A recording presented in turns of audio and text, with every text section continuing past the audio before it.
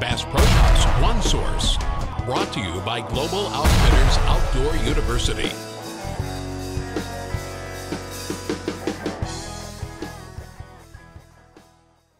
Hello and welcome to Global Outfitters Outdoor University and our series on Texas rigging with Dalton Bobo, the fishing guide and professional fisherman down here at Leavellwood.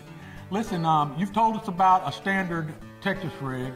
You've got something called a bobber stop? Yeah, well, you know, in Texas rigging, and this is my preferred way to fish it, we like to peg the lead. In other words, pegging the lead keeps the lead close to the lure, keeps it nosed right up against the worm or plastic, whatever you're using.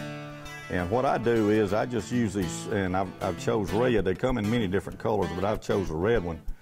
And what we got here is just a regular old bobber stop like a crappie fisherman or brim fisherman use on their bobber.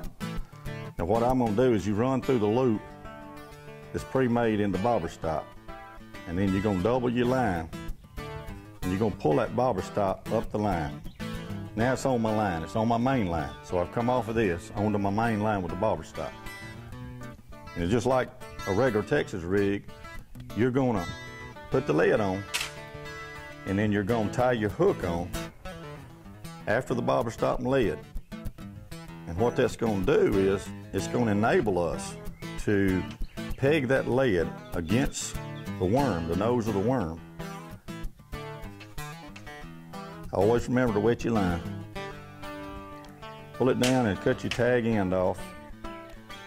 Now, what I can do, I'm free lining here, but when I move the bobber stop down against the lead, it's pegged.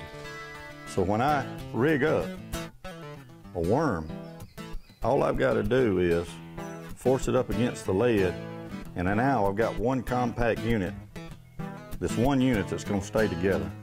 And when it comes to fishing cover like we got here at Leavellwood, all these heavy cedars and old wood, this is going to keep you from hanging up a lot. It keeps everything together. And that's called bobber stopping a Texas rig. It's pegging it with a bobber stop, Texas rig. All right, folks, well, that's another variation, and we got more to teach you in an upcoming episode. Thank you, Dalton, for telling us that, and we'll see you next time on Global Outfitters Outdoor University.